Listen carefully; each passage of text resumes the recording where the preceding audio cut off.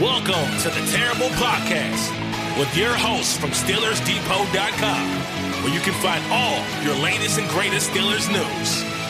It's Dave Bryan and Alex Kozora, always lit, talking Steelers.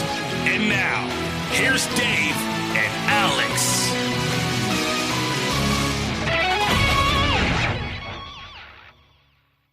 Welcome to the Terrible Podcast, Season 13, Episode 49. He's Dave Bryan. I'm Alex Kozora, SteelersDepot.com. Thanks for being back with us here this Friday, Steelers Nation, as we get ready for Week 11 against the Cincinnati Bengals. That'll be a 4:25 kickoff. Pittsburgh coming into this game at 3-6, and the Bengals are 5-4. So, Dave, how you doing? How's the weather out there? Is it cold in Vegas the way that it is in Pittsburgh? Probably not. Yeah, I mean, it gets cold in the morning times now. You know, I've got the heater running upstairs right now, just because we don't really when you turn the heater on, when you turn the heat on in this house, the upstairs gets toasted real quick, you know, and it gets almost too hot. So I got a new space heater in here that my wife bought that kind of helps keep it, comfortable up here and all like that. But I mean, it's cold, it's cold in the morning time. It's the desert, but then it warms up to, 60, I guess, or right around in there. It's a perfect time of year to be out in Vegas right now. In my world, there is no such thing as too hot. I want it just like a sauna. I know some people love the cold. There are the people that have the fan on every single night, even in the dead of winter. I'm the opposite. I am give me heat all the time. That's who I am. My wife runs her space heater downstairs year round. She likes it. She likes it nice and toasty. And whereas I don't like it hot. I can't stand to be hot in the house. That's for sure. So difference of, no snow, just a little bit of snow up your way, right? A little bit the other day, but it is chilly, 29 degrees. It's officially kind of hitting that winter feeling of the season. So there's no turning back. We had our last nice day about a week ago, and now it's just going to suck until April. All right, so no thunder, snow, or anything like that. I wish that way. No. Sorry to disappoint Jim Cantori, but no thunder, snow. Potentially, though, there could be a Minkah Fitzpatrick in the forecast. Though we'll have to see that to segue into the Steelers injury report. Minkah Fitzpatrick was a full participant in Thursday's practice as the team trying to get healthy for this critical game against the Bengals. So to go through the players who did not practice, starting with that is Akella Witherspoon, Jesse Davis, TJ Watt, Cam Hayward on Thursday. Watt and Hayward being rested, no injury concern there. Witherspoon continues to have that hamstring issue, and Jesse Davis showing up with a knee injury. And so we'll have to see how that knee looks on Friday. Working limited included Kevin Dotson with a hip and Larry Ogunjobi with a knee. And then again, working full, Najee Harris, Marcus Allen, Minkah, Devin Bush, and Trent Scott as well with a minor back issue. So the big story is, will Minkah play? Still unclear. Feels like a guy that'll be truly questionable leading up to game day. Yeah, and I'm getting my hopes up now. And are you? Because you were so pessimistic the other day. Have you changed? Yeah, I mean, this is going to come down to what Mike Tomlin wants to do, I think. And doctor clearance. Right. And the doctor clearance. And I think Minkah said something to the line yesterday of he wants me to be 110%. And if I'm not, he doesn't want me out there. That has me the most concerned, that quote alone. If he hadn't said anything along those lines, I mean, look, this is quick, right? I mean, I know modern medicine and all like that. And I know he was out there and technically listed as a full practice participant. What is full, though, in practice? How much exertion is he using?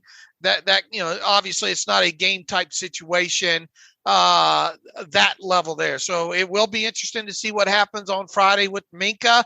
I would expect him to be listed as questionable, and then maybe an upgrade or a downgrade maybe on Saturday. I don't know. Maybe they roll this thing all the way out to a game time decision.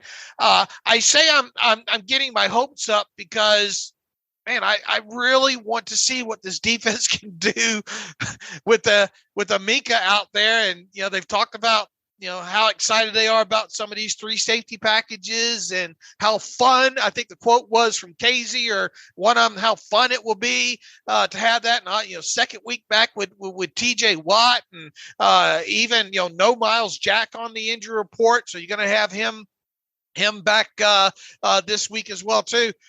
My gut, however, I still don't think he plays, Alex. I still don't think he plays. Yeah, I'm really 50-50. I understand your thought and certainly the team's concern. And Minkah talked about, some of the hurdles and concerns, rushing back a little too quickly, potentially, he said that basically there is no risk to the appendix surgery aspect of it all, but just to, I guess, him being all stitched up and maybe some worried about however that whole process works. So we'll have to see. I'm really on the fence. I still think there's a chance he's going to play because he's Minkah Fitzpatrick, and this recovery has been really quick, even by, as you said, modern medicine standards. So I'm still going the other way and leaning towards him playing, but it's like 55-45. Yeah, I'm going to be the one. I'm to the point where I'm excited enough that I'm going to be hugely disappointed now if he does it. But with that said, I got a feeling Mike Tomlin pulls the plug on it. Okay. But I am, like everybody else listening to this thing, rooting for it a ton because I really want to see what this defense can do, how they can kind of, maybe have a few surprises there for Burrow. Because look, if they don't take this football away from the Bengals a couple of times on Sunday, I don't think they have a chance to win, just because they're going to have to get some short fields and that kind of stuff. And I think you got to make Joe Burrow throw as many times as possible, get him in those situations where you can unleash those guys like TJ Watt and Alex Highsmith, off the edge. And, you get a little bit of something in your favor here with them not having Jamar Chase this week, or at least looking like they're not going to have Jamar Chase. So, but we agree, Witherspoon's not going to be active, for this game. He's probably going to be down. It's questionable on Minkah Fitzpatrick, as we said here early on Friday. I guess, Jesse Davis, who, showing up on the biggest fallout from that is, assuming Kevin Dotson plays, is that it would make Kendrick Green the next man up. And Kendrick Green has not dressed for a game this season, but it goes without saying that all eyes will be on Minkah Fitzpatrick from later on this afternoon until game time.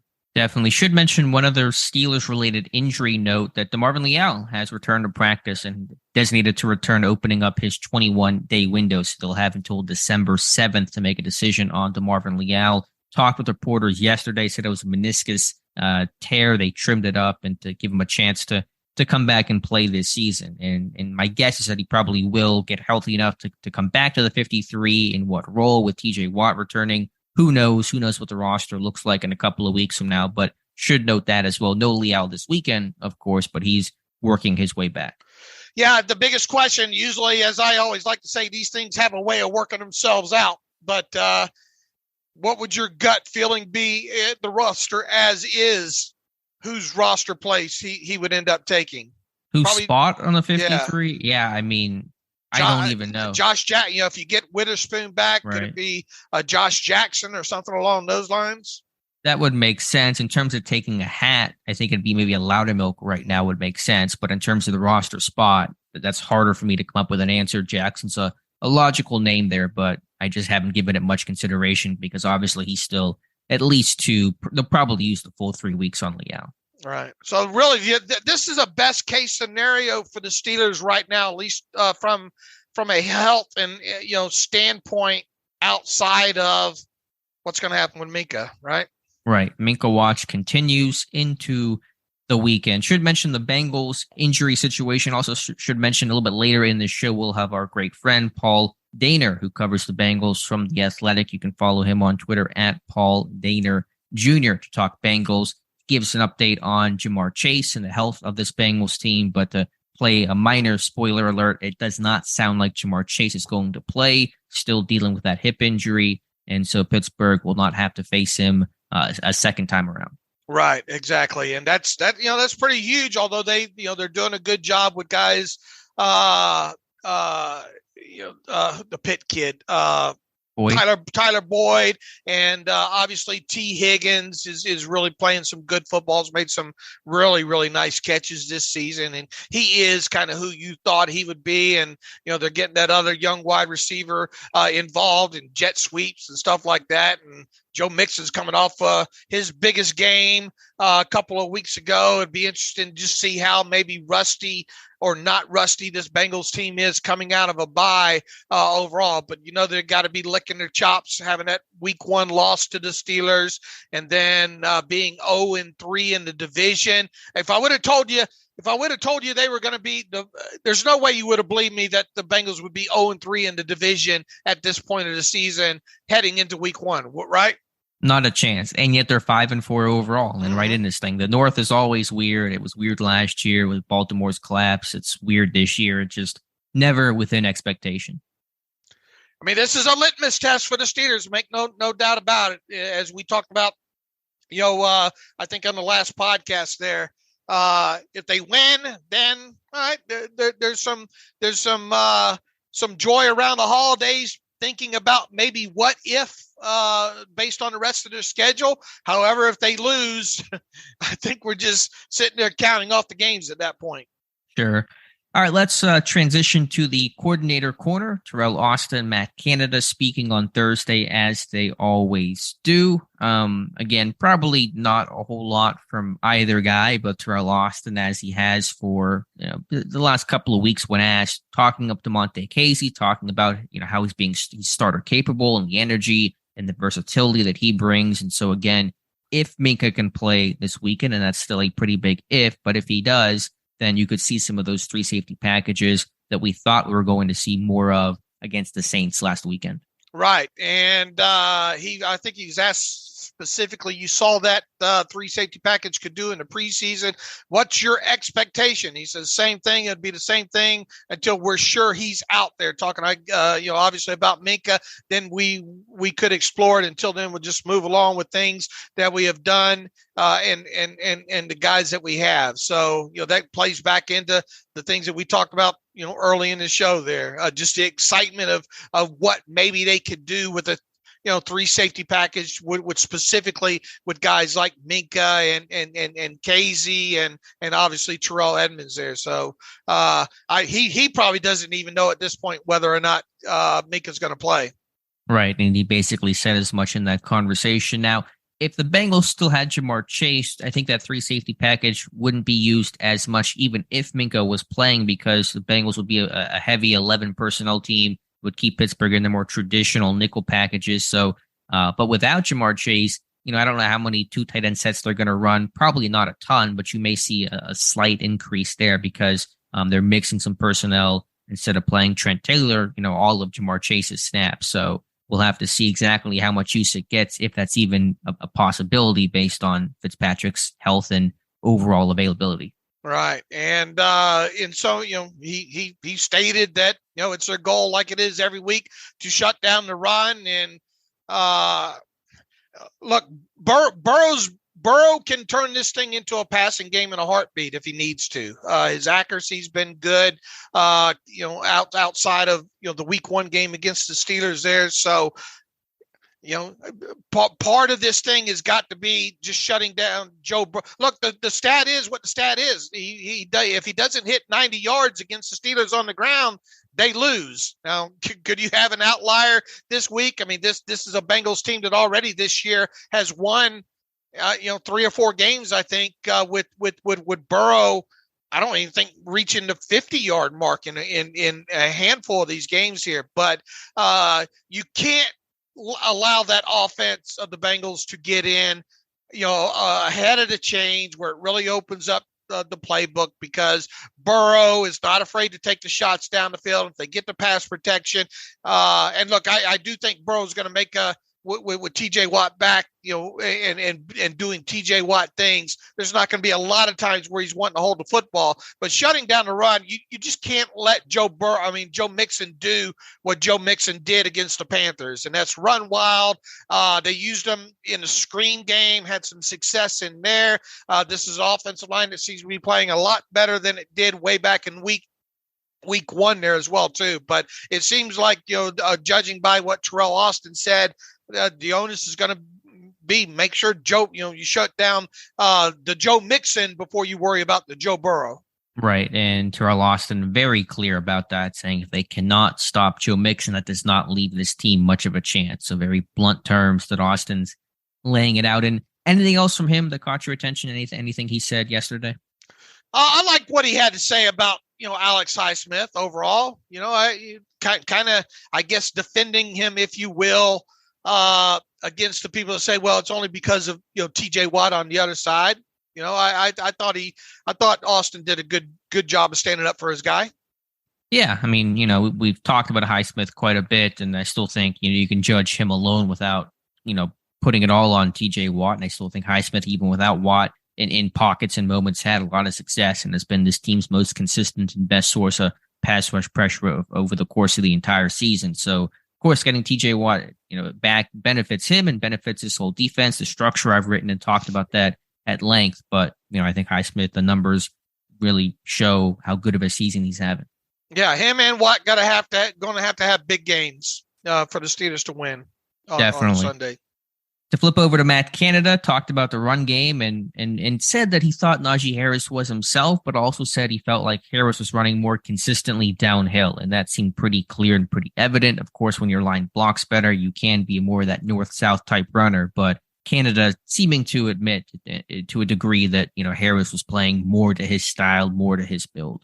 And here's to that continuing this week too, because having a nice run pass split as close as you can get it without Kenny having to, put the ball up, a lot of times, if you can, kind of turn the tables on him, if you will, and keep Joe Burrow off the field, that's conducive to to maybe helping keeping the score down overall here. So Najee obviously coming off of his best game in quite some time there. He did look like he was hitting it downhill a lot better in that game last week against the Saints. And, I'm sure there's a lot more confidence in that room overall right now, offensive line room coming off of that game. And, they're going to need it against a good Bengals defensive front. A good, their linebacker crew might be one of the most underrated linebacker crews in the NFL right now, with Pratt and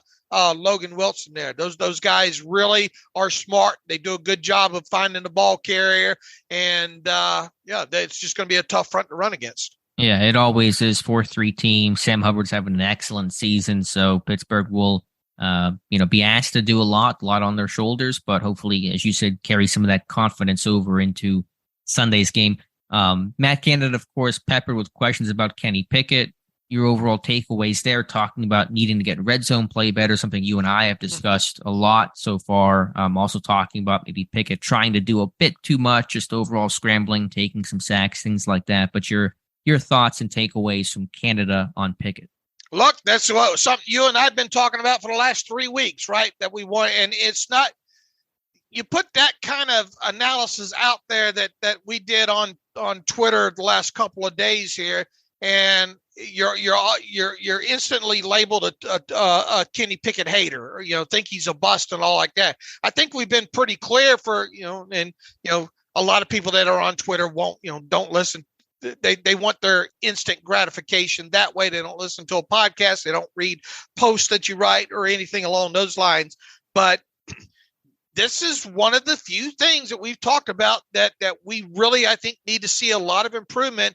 And if they're going to win games, if they're going to win this game on Sunday against the Bengals, they better have deep shots that end in touchdowns, which is something that's foreign right now. It would be nice to get one of those outside of the 10-yard line. Or they're going to have to, have Kenny Pickett put the ball in the end zone through the air, I think. And it is what it is. And, you throw out those red zone passing numbers out there and people say, well, all rookies struggle in that area. No, they don't. Not to this degree, right? Not to this degree. And then people will fire back. Well, it's all on Matt Canada. And I think in so many words, you said, look, you have your issues with Matt Canada between the 20s, but, not so much, inside the red zone, right? Yeah, I mean, I'm sure there are things you can critique, and if you look back over the volume of the entire season, there are things I could go back and say that could have been a bit better.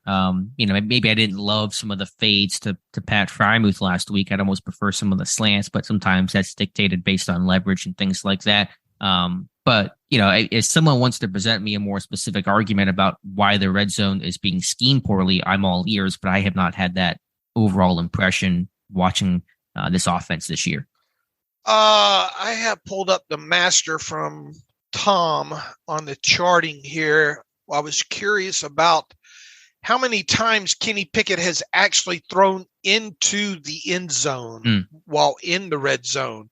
Okay. And I forgot to finish out my work yesterday, but I forgot. I want to say it's like only three or four times he has actually thrown the football, if you're like from the 7, throwing it into the end zone with air yards there. And from the 7 though, what is that? No, I'm using that as an example. As an example. Okay. Right. He just does not throw into the, now it's obviously a small sample size still overall, but I think you would like to see a few more actual shots into it. And one of those was the Buffalo game on that, where he thought it was a free play, remember down the side. So that, you could kind of, I guess, throw that one out. Yeah. Now there was the PI to Frymouth last week. I'm guessing that's not counting on that because that was a no play. Right. Because there's a no play, it gets eliminated in there. Right, so. If you want to include it, that's obviously fine. Just would like to maybe see him when he gets into the, not necessarily the high red zone, but the lower red zone, 12 yards on and in, would like to maybe see some more shots actually into the end zone. Sure. I think our overall point is that it's just a goal for Pickett and this offense in general to get better in the red zone. They certainly could, and we hope to see that progression. And we're not saying that it's going to be this bad the entire year, but it is one of the biggest goals and measuring sticks we're going to watch for and talk about over the next and last 8 games of the season. When Pickett is the quarterback of this offense, the team is 7 of 18 in the red zone. That's 38%. That's even far below their seasonal average of 46%, which ranks 28th in football. So you're seeing this team be inefficient, and that's not all on Pickett. It's on a lot of components, but it's partially on Pickett. And the numbers tell his story that the numbers of his quarterback rating and his completion percentage and touchdowns are pretty low relative to the rest of the league. And so that's all it is a goal for him to hit, and would be big for this offense to finally put points on the board. Absolutely. And need to see that red zone percentage increase overall, right. However you punch that thing in. But exactly. He's got to specifically be, that's one of those things that we need to monitor closely, I think, from here on out. How much freedom do you think Pickett has? A lot of discussion from some of the beat guys. Canada asked yesterday. I know Josh has talked about it some, about how much freedom does Pickett have to audible. Of course, we're not going to know all the specifics and answers to everything, but what is your impression when you watch the tape? There's obviously some adjustments being made. Now, are they just flat out run past checks? Does he have full autonomy to get to the line of scrimmage and just, unless they have 2 plays called in the huddle, it's really a touchy kind of subject because, do you consider checks audibles? You see where I'm going here? We really don't know. There's obviously some things that have been going on at the line of scrimmage. It's just to what degree autonomy does he have?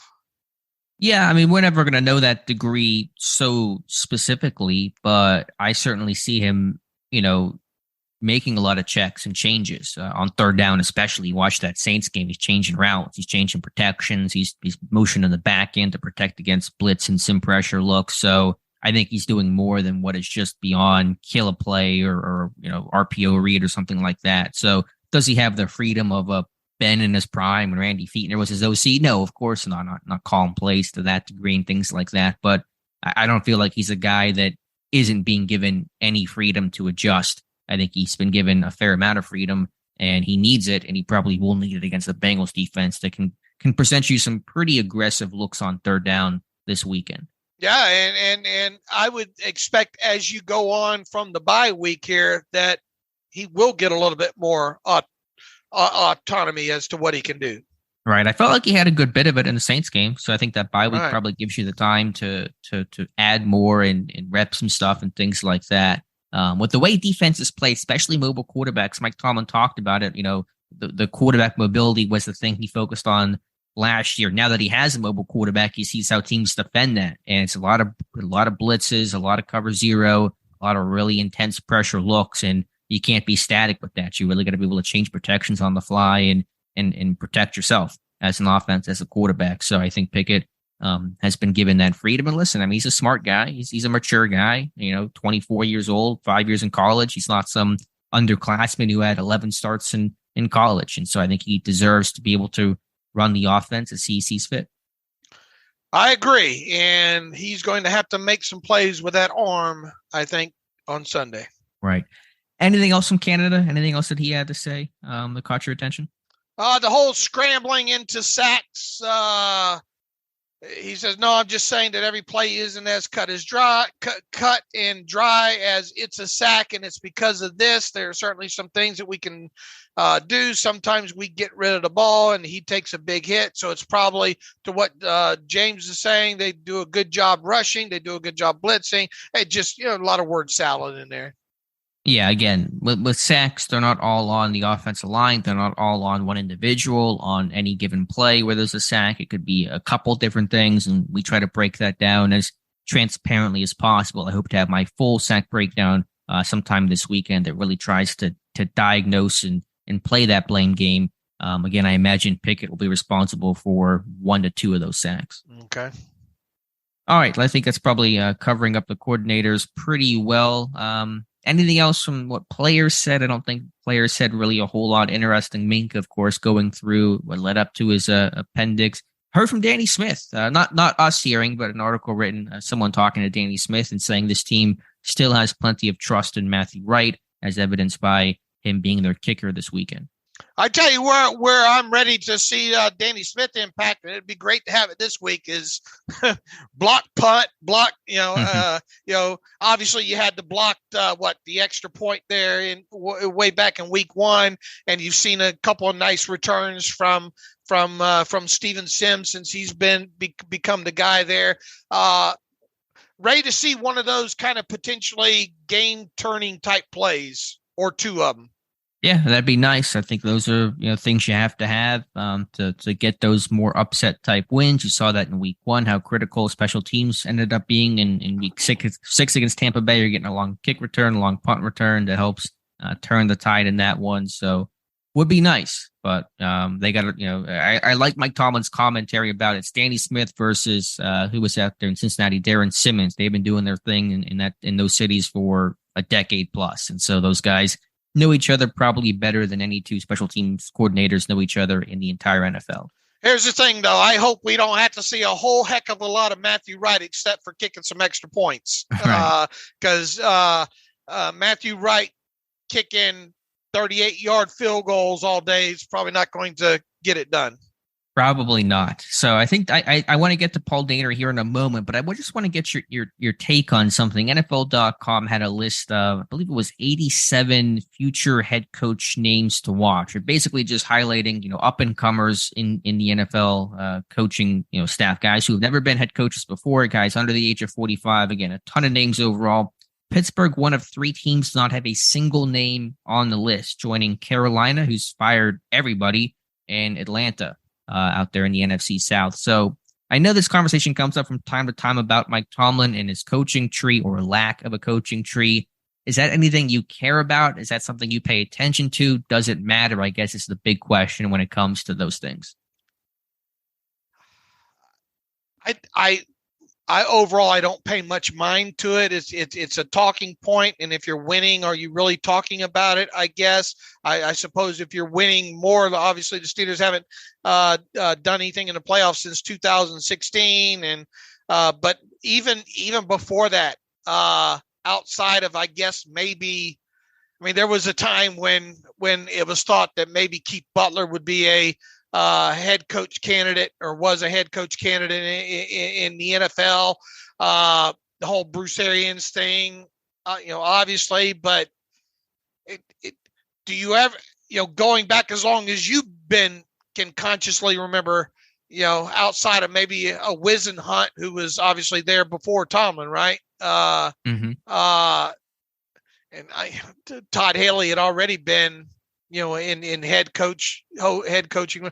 I guess what I'm saying is I'm not overly shocked by it, and I don't know if it how much of an indictment or not you can take it on, Rooney or Tomlin or whoever.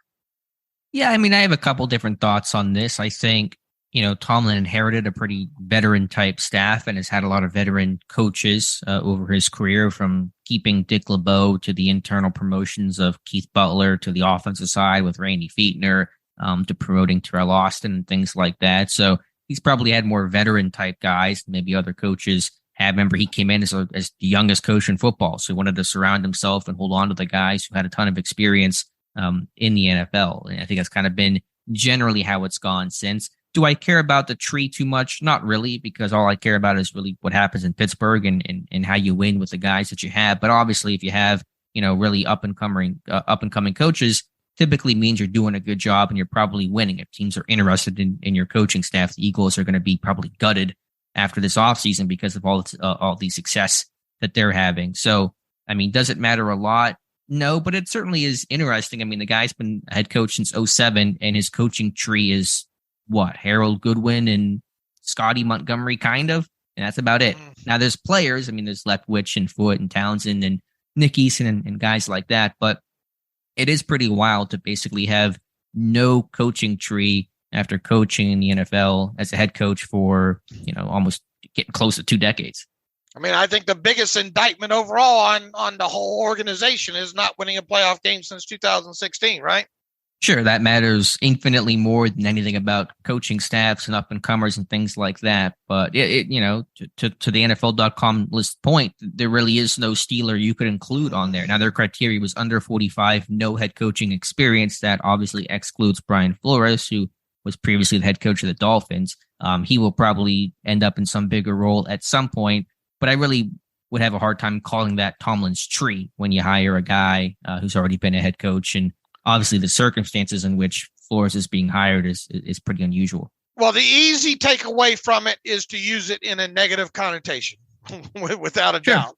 Yeah. And for the people that think Tomlin has overstayed his welcome at this point, that's some of the ammunition that'll come up in that.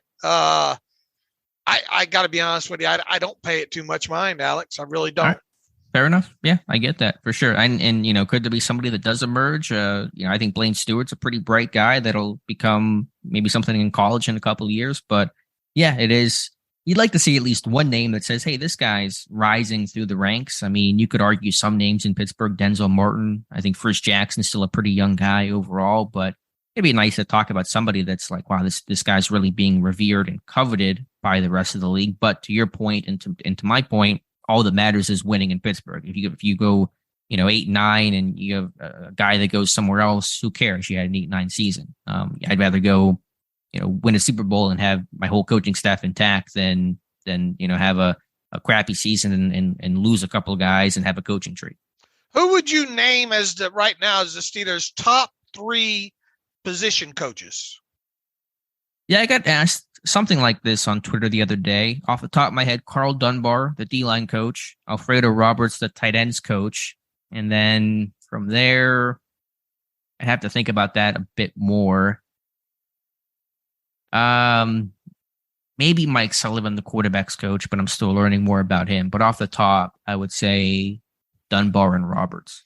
Does Jerry Olszewski have any shot at you think maybe down the line becoming a head coach at this point, or is he always going? I don't. No. He would probably, if anything, he would become a defensive coordinator somewhere next, right?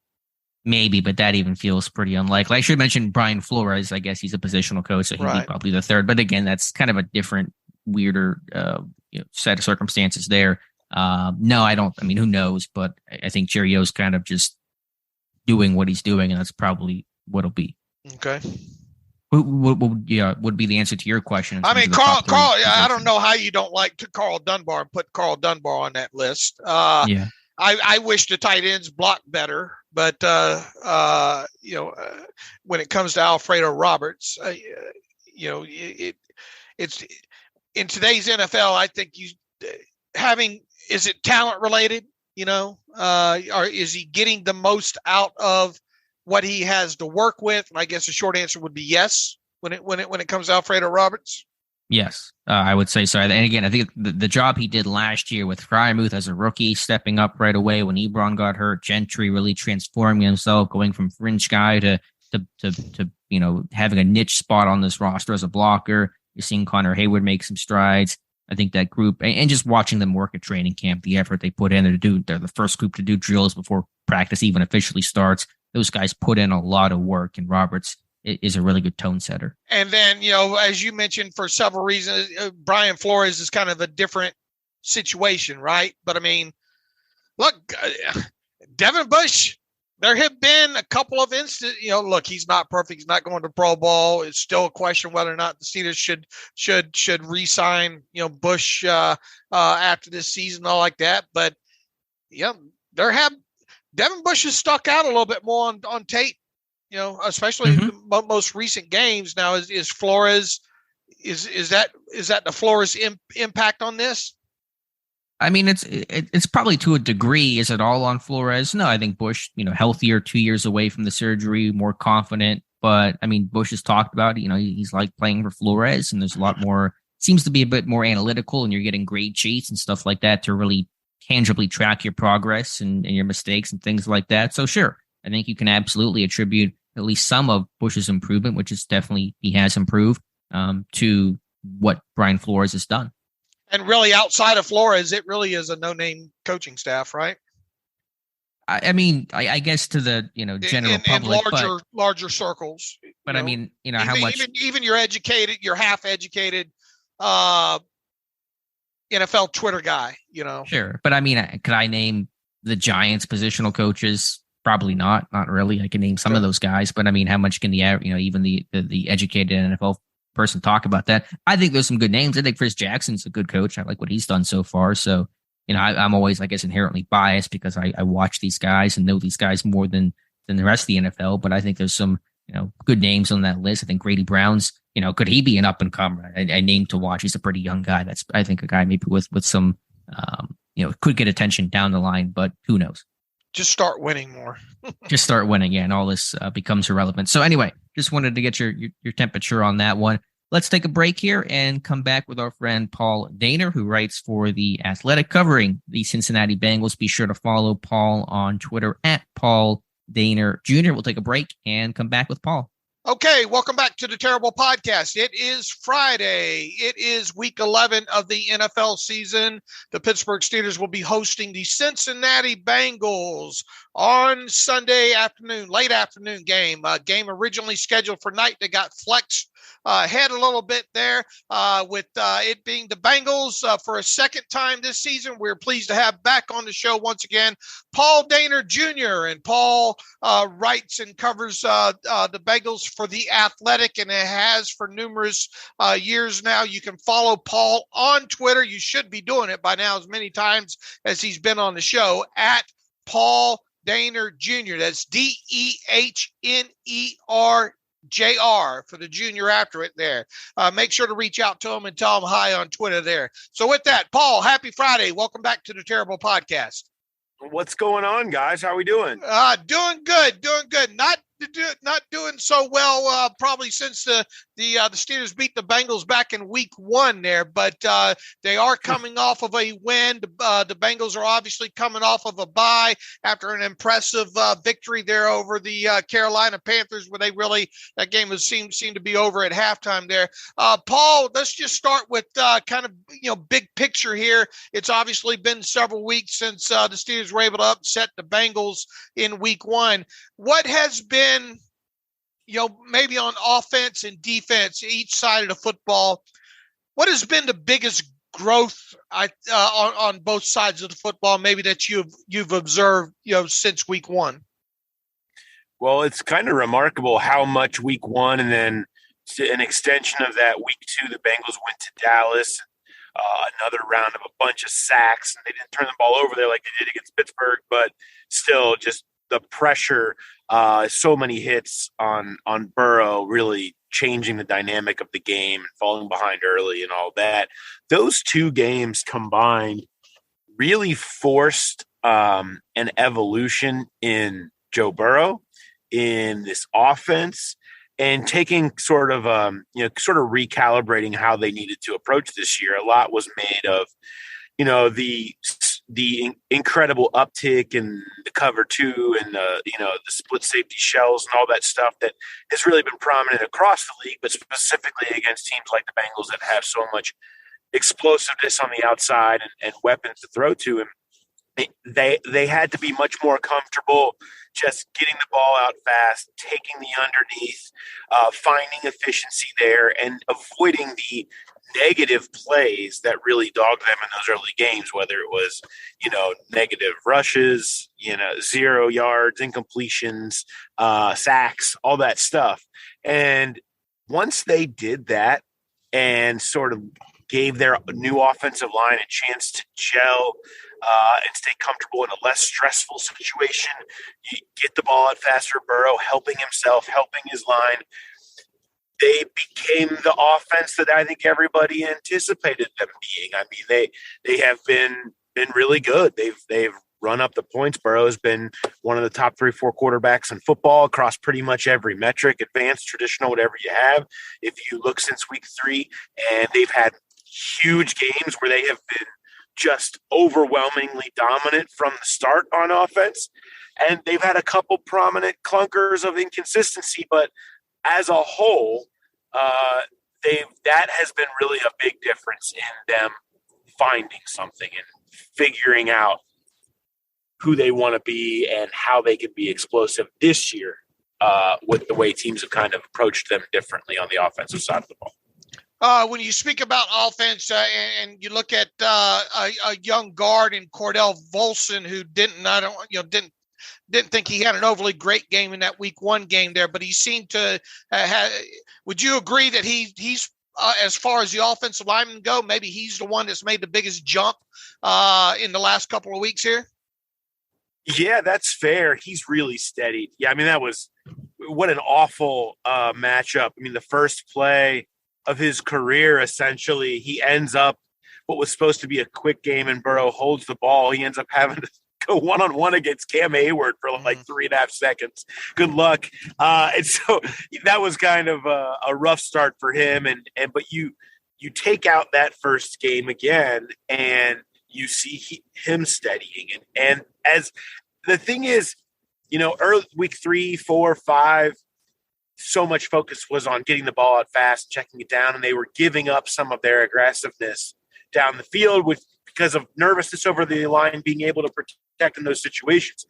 The switch that has flipped in the last few weeks has been a little bit more comfort in allowing the line to protect because they have, playing together for the first time. You guys are seeing the same thing in Pittsburgh, getting those reps together, that cohesion with all new pieces. And a guy like La'el Collins has come in here and struggled early and had his ups and downs, but in the last few weeks has started to look like the guy they thought they were getting at right tackle. It'll be fun to watch him with TJ Watt, certainly on Sunday. And so, but they've played as a whole much better. They've certainly stabilized. And so that's been the biggest help.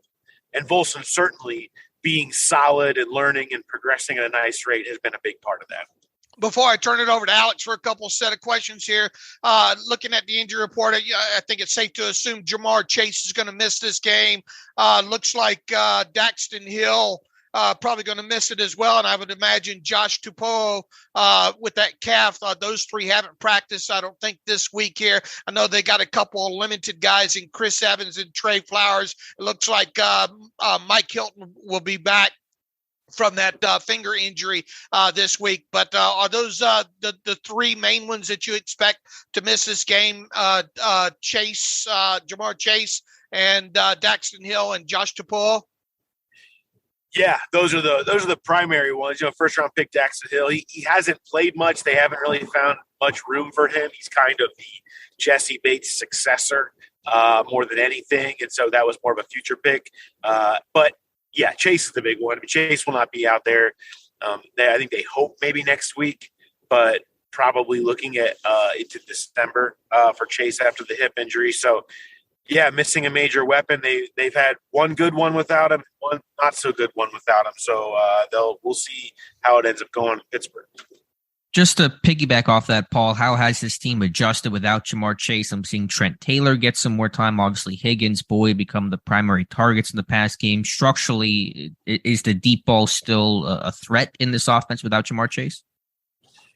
Oh, yeah. I mean, I think so. I mean, especially when you have T. Higgins, I mean, they've been able to get over the top with him. And, the thing was, what really changed as far as offsetting the absence of Chase was all of a sudden out of nowhere last week, their run game was phenomenal. Joe Mixon, who was under a lot of fire here, is at the end. He's had, as much wear and tear on him as any running back in the league in year 6, and his yards per carry was way down. He wasn't making people miss at all. There was a lot of questions about him in the running game in particular. And then lo and behold, they come out against Carolina and he has the game of his career. He makes everyone miss. He has nothing but explosive runs. He's in this perfect working mode with his linemen. So they think they may have found something. We'll see if it's a blip or not. That's really what they needed most in making up for the loss of Chase, was turning Mixon in the run game and in the underneath quick passing game into more of a weapon. Him being somebody that's explosive, him being somebody that makes people miss and defensives have to account for. Him doing that against Carolina, I think is more of the picture of what they want life without Chase to look like, and less of a stress on guys like Trent Irwin and Trent Taylor. Sure. Career day for Joe Mixon against the Panthers. To flip over to the defense, Trey Hendrickson, one of the prize free agents last year, had a fantastic season, 14 sacks, on pace for just about 7.5 this year. Is there any particular reason why his numbers are down so much? Is it the extra attention when you have a 14 sack season?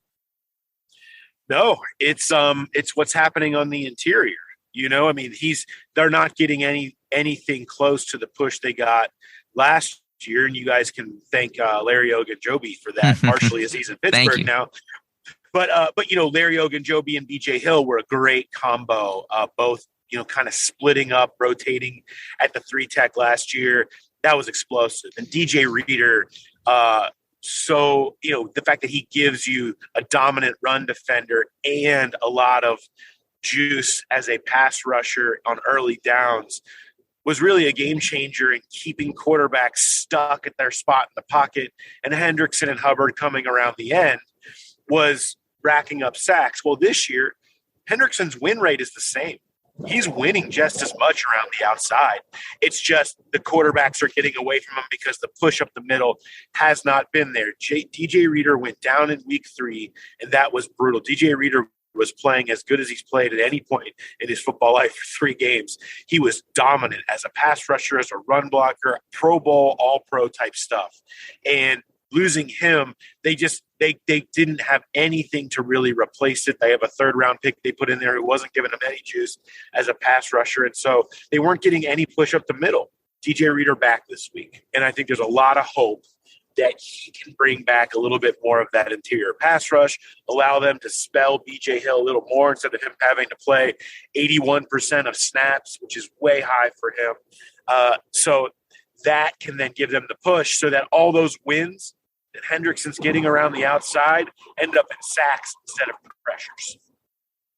What about with blitz rates? Looks like their blitz rate, I think I looked somewhere around 21%, but they do a good job of showing you one thing and getting out of it. Is that been the biggest think, because they're not giving up a whole lot of explosive plays. They seem to be keeping everything in front of them overall. Is it just the looks that they're giving and actually when they do blitz, making sure to blitz at the right time and getting home in those or at least getting the pressure in those? Yeah, Lou Anarumo does a good job of picking his spots. He's not going to be super heavy in the blitz packages. He's probably needed to be so a little bit more, as they haven't gotten quite the front four pressure as they would have liked, because reasons we were just talking about. But yeah, it's mostly he loves to get you in the third and longs and pull out all kinds of stuff there. He's used Hilton off the edge more so this year than last year, which you guys are familiar with. And so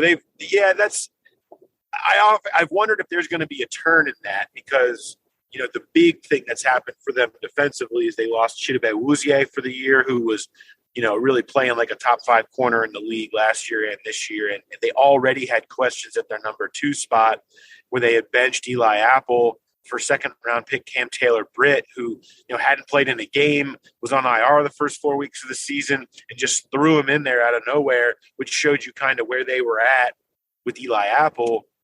And then you don't have Awuzie. And so now they have Apple and Cam Taylor-Britt out there. Well, how do you offset that?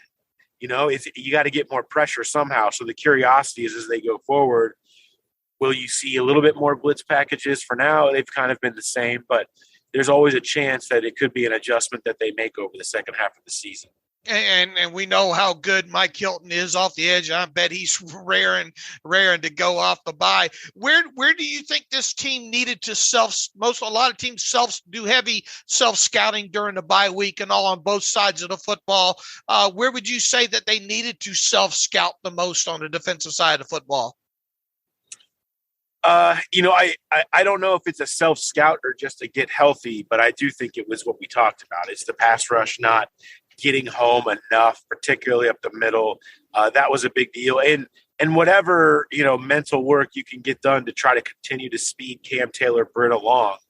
It's just when you have a rookie out there, you're going to get those mistakes. You're going to get those miscommunications, all that stuff. And, there's a lot of pressure on him right now. That he hasn't had to face the dynamic quarterbacks of the league. That is ahead of him on the schedule still. Guys like Mahomes and Allen, Jackson and Brady and Deshaun Watson are all still ahead on the schedule. So he's going to get tested. He hasn't really been to this point, but they need him ready when that stretch comes. And I don't know that he's there yet. So a lot of it is sitting on him to try to find some stability on that corner spot and make the Awuzie injury not such a massive impact. Paul, my last question for you, then I'll let Dave finish things out. Just your overall feelings on the season. Do you feel like this is still a Super Bowl contending team, the way the Bengals were viewed, and I'm sure fans thought they were entering this year? Has expectations changed at all at this point in the season? Well, yeah, they changed. The early part of the season was supposed to be where they made hay and gave themselves a cushion under before they go down this gauntlet down the stretch of how hard it's going to be for them. And they didn't really do that. They had a couple of bad losses in some high-profile spots. They're 0-3 in the division. I mean, that's really been the disappointment of the year. How poorly they've against Cleveland, Baltimore, and Pittsburgh. They need to right that ship. But I still think they're a contender. I mean, Burrow, look, when you have a quarterback who is playing at the level Burrow is right now, he is a top 3 efficiency quarterback in the NFL. He has taken a really big step from even where he was last year and dealing with being prepared for whatever the game plan calls for each week to do so many different things. His toolbox is so much wider now. When you have that, those quarterbacks win games, period, no matter what else is going on around them. And I think that is still the case where he can carry them. I mean, their defense can be more than good enough, but if Burrow's playing like this, the running game looks anything like it did last week, that can be enough for them to be carried with a top 5, top 3, whatever offense, into the mix there with the other AFC big dogs. But there is no margin for error for them sitting at 5-4 right now. A game like Sunday is one they just have to have for the sake of the division, for the sake of the big picture of what's next, and the momentum that they need to start building. The Steelers' game plan this week probably, and like it almost is every week, Teryl Austin talked about this yesterday, shut down Joe Mixon. I think the stat that I have on that is in the games that Joe Mixon against the Steelers has not hit the 90-yard rushing mark in the 6 games. The Bengals are 0-6 in there. Now, that said, Joe Burrow can still push the football down the field there, and Burrow, after the 4 interceptions against the Steelers, has only thrown 2 since. Surprisingly, those were in 2 separate games, and I think they lost both of them division games as well here. Is that how they should attack, though? Make sure that Joe Mixon does not beat you. Try to get Joe Burrow in as many of these 3rd and long situations, and hope he turns the ball over a couple times. Yeah, I mean, when Mixon is going, it's when defensive coordinators throw their hands up. I mean, that's the one move that ends up being sort of the killer, because stopping Burrow and the receivers is so challenging already. If that starts happening, it does become a long day. So, I mean, that's part of it. I don't know, though. I mean, I would bank more on the fact that over the course of the year, the Bengals have not been able to consistently get Mixon going and find efficient runs. I would still be more concerned with Burrow beating you. But again, that's sort of a pick your poison. They're going to go whatever direction.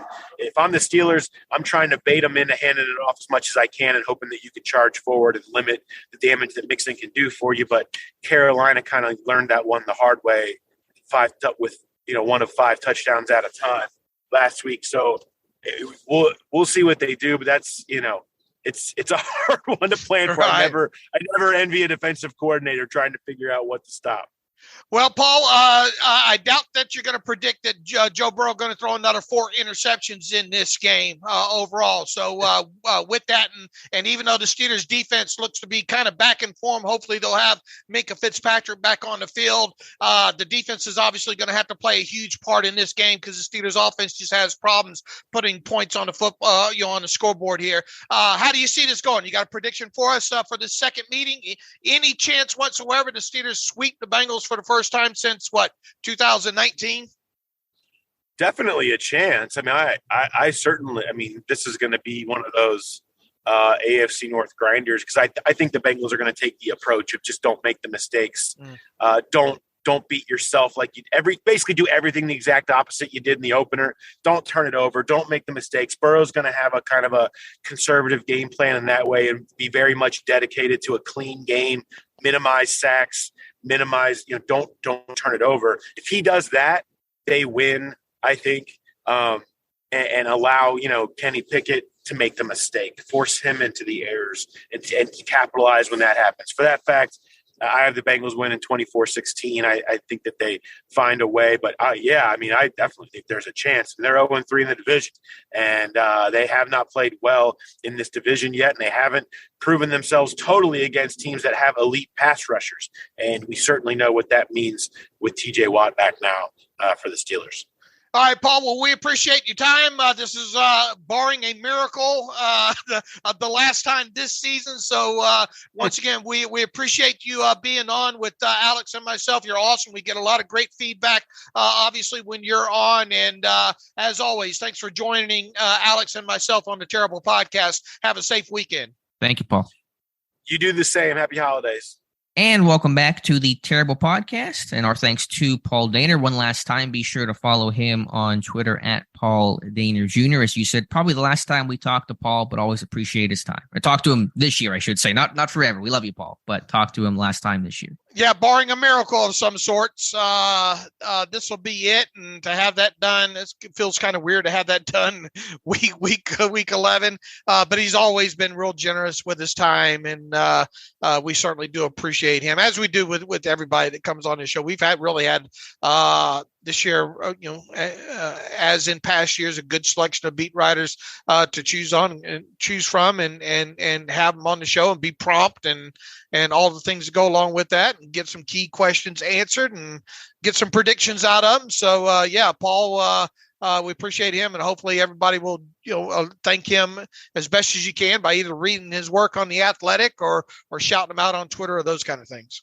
Definitely. It's been a weird AFC North schedule. You had the Bengals, they're done after this week, have not played the Ravens. I'm jonesing for John Eisenberg to talk to him. It feels like forever. It's just been a quirky schedule in the AFC North. And we're going to have to see what's going on with John Eisenberg because he's, kind of retired too. So I don't know. That's true. We'll have to take his temperature a little bit early to see where he stands, and we might be looking for a new Bengals beat writer to talk to. Well, I still want to talk to John just to say hello. Ravens beat writer. No, I got you. Yeah, I just want to say hi to John because he's always good to talk to. But anyway, he's been so good to us, sending books and stuff like that. Really has going way back on this show. All right, Dave, to get us ready for Sunday's game, again, 4:25 kickoff Color Rush game. I don't know if we mentioned that on Wednesday's show. It's a Color Rush game. Steelers in their Color Rush jerseys, and the Bengals are in their all whites. Is that right? What they're doing? This yeah, with the white helmets and all. I mean, this might be blasphemous, but I think those uniforms look sharp as hell. I really do, with the white helmets and all like that. And I was going to mention this. You got me going in a different direction at the top of the show. How do you feel about the old Steelers all whites? Would you like to see those back for like at least one game in the future?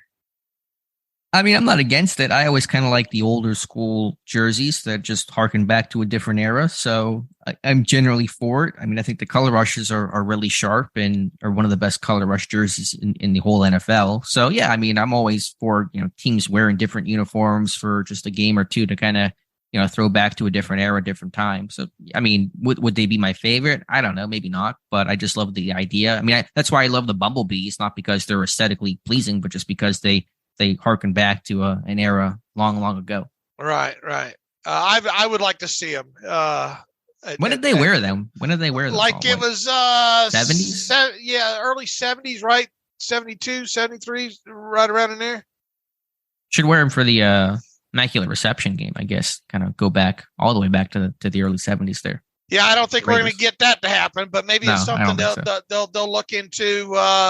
Maybe in future seasons here. Yeah, but the color rushes are great, and fans they're 7-1 when they're wearing the color rush jersey, so they've been very good to Pittsburgh overall. But let's talk about this game. 4:25 was supposed to be a primetime game, as you said. Is the NFL kind of kicking themselves for flexing this game out now that this one kind of might mean something? And with the Chargers being kind of blah this year, I don't know. I think primetime color rush Steelers Bengals would have been pretty darn cool. Yeah, I have myself. I think it's going to be a close game. So Steelers, Bengals. I mean, I realize why they did what they did, but I still think, regardless of the Steelers' record, that the Steelers would help draw, a TV audience. And I almost wonder if after this game's over and after the replacement game on Sunday night's over, I wonder if they're going to kick themselves for flexing this thing out. Right. I think so. But let's talk about the Bengals 5-4, obviously looking to split the series as Pittsburgh is looking for the season sweep, starting with that Bengals offense. As Paul mentioned, very, very unlikely Jamar Chase will play, but still a ton of weapons. They put up 42 points and I think 35 at halftime against the Panthers. And the Bengals are coming off a bye week, and that's certainly going to help them get healthy, recharged, and ready for this game. So what sticks out to you? What concerns you most about this Bengals offense? Joe Burrow and his accuracy and his decision making. Obviously since week one, he made several mistakes in that game, and the Steelers made him pay for it there. You look at some of the most recent tape that he has without Jamar Chase, for example. That ball's getting out a lot different, a lot quicker. I think their offensive line, as Paul said, has gelled together nicely. They really have a nice pull game going on right now. Really, really effective. Joe Mixon can obviously house one on you. I like the way they've used them a couple of times in the screen game. They look very polished recently overall, and Burrow really looks to be in command of that offense. And once again, the accuracy seems to be there for him. They don't have even though Higgins can stretch the field on you, not having Jamar Chase is big. In fact, I'm looking at a stat right now. Since week 8, Burrow is ranked 30th in the league with just 3.9 yards per completion. Prior to that, with Chase, Burrow was ranked 9th overall. So there's a lot more shorter stuff. I would imagine if Burrow's ranked 30th, Kenny's ranked behind him, or not too far ahead when it comes to yards per completion there. So just the thing that bothers me the most is just Burrow and his overall effectiveness, knowing where to get the ball out since week 1. And I think you got to get yourself in a situation where you can get him in those predictable down and distances and make him maybe hold the football so you can let guys like TJ Watt and Cam Hayward and Alex Highsmith get after him. That's a great point and great stat about the difference in his what was it, yards per attempt or yards per completion? Per completion. 3.9. Yeah.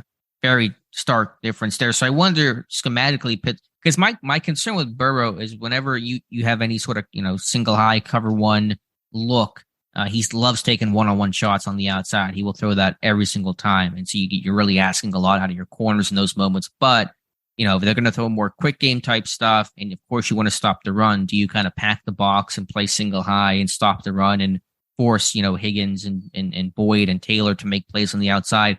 That may be where Pittsburgh goes to and take away the quick game and take away the run game. Instead of playing a bit more too high, because Pittsburgh in that first matchup played a lot of cover 2, a lot of too high, take away the deep ball. With Chase we assume being out, I think that may change the structure of this defense. I don't want Joe Mixon cannot be allowed to get their ground game going, can't be allowed to get their screen game going. Looking at them and thinking ahead that they're not going to have Jamar Chase in this. I want the headline, if the Steelers lose, to be Burrow, hits three big, Burrow wins it with his arm. Yeah. But we know that he can do that. That's the concern. I mean, he's a guy that has done that routinely. Sure. But like Paul said, you almost got to pick your poison here. Right. I get that. But, you worried about the death by 1,000 paper cuts or the 45-yard touchdown to T. Higgins Moss and somebody. So it is a bit of a dice roll. And you're right. You gotta pick something. I think they probably will play heavier boxes and really try to stop the run. I think Mixon's done a good job in the pass game. I think he gets not enough credit for what he does there. He had a great touchdown on a scramble drill against the Panthers, had a big downfield completion, flexed out against the who was it? The Browns, I think the week before. So, I mean, this guy, makes plays in the pass game as well. And they have nice timing on that screen game too, getting blockers out against, and that's one thing I think you got to be wary of in man, right? Is that free guy that's responsible for the running back. He's going to have to get through some trash in this, I think. Yeah, I mean, again, they dressed their offense up well. Without Jamar Chase, they were using Trent Taylor, and they got him involved in the receiver run game, 3 jet runs against the Panthers. They used a lot of reduced splits and stack sets and things like that, and allowed Taylor to try to make some plays as an extension of that run game. So that's probably a different element you have to account for that you probably wouldn't have had to worry about as much had Chase been playing. Of course, you'd much rather deal with Trent Taylor than Jamar Chase, but still a different wrinkle in there. That O-line.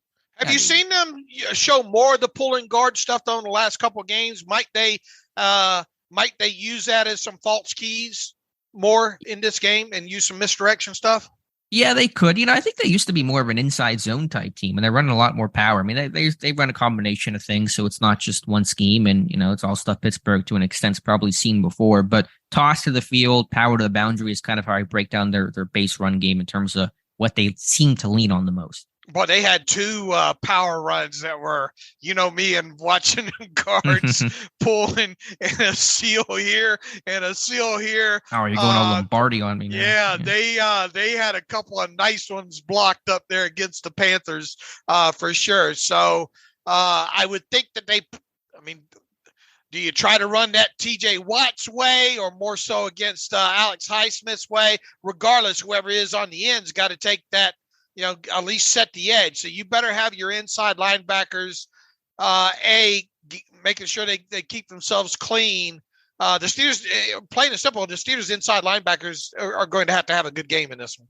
Sure. I mean, where are you at on that Bengals line? I know it has gotten probably a bit better. They've had it looks time a to lot gel, better than what I thought it would be in the last. But Burrow's still been sacked 30 times, been sacked at least once in every game, 3 times. I'm talking about the running game. Okay. Yeah. Well, I was kind of moving on to the pass game stuff. I think the run game has gotten better, although Carolina's a miserable team. That was just hard tape to watch overall. But I think jury's still out on that line overall. Yeah. And look, he's taken a lot of sacks overall, right? Yeah, 30 times. Now, again, how much is that on him? How much is that on other factors that aren't O-line related to some extent? But I've been watching the tape, and I think Jonah Williams at left tackle has not played fantastic. And, we'll see what Hayward can do in the rematch against Volkson. Obviously dominated him in week 1, but that was Volkson's first game. We'll see how much better he is right now. Look, I started to look at some split stats when it comes to Burrow yesterday there, and like times that he's gotten sacked 3 or more times in a game, and obviously it makes a difference in the outcome. They don't win as much when you get to that 3 mark, that 3 sack mark on him. But he has won some games despite being sacked 3 or more times in games. So if you get to him, man, you got to get that football away from him. Yeah, I mean, how much has he fumbled this year? I don't have a number on his fumble rate. I know it happened once in that first game when Highsmith came off the edge, and Cam Hayward's still mad about that non-interception being ruled a fumble recovery there. But in terms of how much he's fumbled, looks like 4 times, but 2 of them came in the Steelers game. And I think Burrow's lost only 2 of them. Right, 1 against Pittsburgh and 1 in week 8 against the Browns. Right. So yeah, takeaways. I mean, obviously they were +5 in the turnover battle, and they still barely won that game. So as I think some of the players have talked about, the Bengals are going to sit there and say, we cannot turn the football over. We're going to do everything in our power because we knew how much of an issue that was in week 1. So it might be extra tough to take the football away in this game just because the Bengals are going to be so conscious of that fact. And as I stated, 4 interceptions in that first game, only 2 since, and they lost both of the games that against Cleveland and Baltimore that he did have that one interception in and all. But yeah, it goes back to kind of what Paul said too, and what you just recapped there. They're probably going to be more apt to live to fight another series type attitude and kind of bet on them getting short fields with the Steelers being the ones making mistakes. And coming off the bye, I'm sure the onus once again is, look, if we take care of the football in this game, we're going to win it. Right. That is 100% going to be their mantra, their philosophy in this game. Although I still think, again, given the one-on-one opportunities, Burrow's always looking to hit that matchup. Backside X receiver, anytime you're getting a blitz look, anytime you're getting middle of the field close, single high stuff, cornerbacks rolled up, Burrow is going to take his shots. Ken Pittsburgh's corners on the outside, Levi Wallace, Cam Sutton, who played well last week. They got to continue that play because they're going to be challenged in some jump ball situations, I think, in this game. Back shoulder type throws, go balls, probably a couple of times this Sunday. That Hurst has turned out to be a pretty decent tight end for him, hasn't he? Yeah, I mean, they had Uzomah, and he was, really good for them. He goes to the Jets. He's doing nothing in New York, by the way, for some weird reason. Has Hurst made more of an impact recently? I hadn't really checked his game log. I mean, he's been kind of a spacing option over the ball type guy. What's his? He's third on the team in Brazil. He's actually, I guess, tied with Mixon. 38 catches he's got already. All right, good point. And an 8-yard average. He's got, I think, a handful of explosive plays in there, a couple of TDs, and he's a guy too that can. It's not like a red light. He's more of a throwback because he can block for you as well too. So you always have to be concerned about where he's at when he's on the field, even if he's into the line. His depending on how they, because look, you can't single block TJ, right? So TJ Watt's presence alone is going to probably limit the use of Hurst some in the passing game. But if they don't they bring in an extra offensive lineman occasionally for them? So when they do, those are times that I think maybe you better be conscious of what Hurst is doing. Sure. Sometimes, though, on those chips and checks on third down, when those guys chip TJ Watt, you kind of lose them as a defense because they're blocking at first and you're getting depth. You focus on guys who are running routes, and those guys just kind of leak out sometimes, and they're getting 8 yards on 3rd and 7. So, I mean, obviously, whenever your tight ends are going to be less effective whenever they're chipping and trying to pass block to some extent, but sometimes I think a defense loses those guys, and those guys can still make plays. And I think Burrow had a real accurate statement in one of his press conferences here, or I don't know if he's talked twice or once, but I remember him saying something to the degree about, I think it was him, that Watt does such a great job of reading and on the rush and just reading out the play in general and knowing when to continue in on a pass rush or when to he's got a good notion of when the ball's coming out. That's why I think, we talked about the game against the Saints. Man, how many balls did he almost get his hands on there? And that's going to happen. I think you're going to have to see Watt get his hands on a couple of footballs in this game. Maybe not intercept them. Maybe, obviously you want to see him punch one out, maybe with a strip sack, but maybe an instance where he impacts the flight of the football and it goes up in the air and Miles Jack gets his first interception. I predicted 3 of those for Miles Jack, and he doesn't have any. So what a great week for that to happen. Right. Or Cam Hayward getting his revenge and getting that pick. Mm-hmm. That'd be great to see. But you're right. Yeah. Burrow basically said there is no good game plan against TJ Watt because conventional wisdom says against great pass rushers, what do you do as an offense? Get the ball out quick, make sure they can't impact the quarterback and they can't pressure him if the ball's coming out in 1.5 seconds. But TJ Watt is so good at reading those sets and understanding drops and things like that he's going to be able to get his hands up in throwing lanes and bat down passes and had the interception on Burrow in week 1. So you really can't throw quick on that guy. Otherwise, he will start TJ swatting and making plays that way. So there really is not a good solution to defending a unique guy like TJ Watt. And, we talked just a little while ago about the way they're pulling the guards. I'd keep TJ Watt busy keeping his feet clean. Yeah, I mean, you're going to probably get some cut blocks, some guys coming across just to annoy. So, I mean, they don't really use a fullback, but sometimes those tight ends can come across and cut you low. Mm-hmm. All right, flipping over to the Bengals defense. I think still a good unit, still underrated. Their pass rush probably not as effective as it was last year, but I think it's a good, stout group without a ton of weaknesses. What are your thoughts whenever you first look and think about this Bengals defense? Man, don't let Trey Hendrickson tee off on you. Plain and simple. Do what you got to do to keep that guy away from Kenny Pickett there. That's first and foremost. He's the kind of guy that can have a 3-sack game on you. And I know he hasn't put up the numbers that he wants to, but he's had some success, I think, against Dan Moore, hasn't he? I think so. I mean, he had a great year last year. He had 14-something sacks. I mean, he's always a threat. Sam Hubbard, to me, probably one of the more underrated pass rushers in football. I mean, he's always been good against Pittsburgh, a really smart guy, plays some off ball, can drop, can rush. He's doing a great job against the run this year, taking on pullers and blowing up gap schemes and things like that. So I think Hendrickson gets all the attention, but Hubbard's doing a lot of the dirty work that makes him a really well-rounded player. And the thing I think that has stuck out to me about Hubbard going back, couple seasons now, is he's kind of, their version, I guess, of a TJ Watt as far as being, I think he effectively reads what he sees. Yeah, he did that against Ben. Did he have a pick against Ben recently, right? Mm-hmm.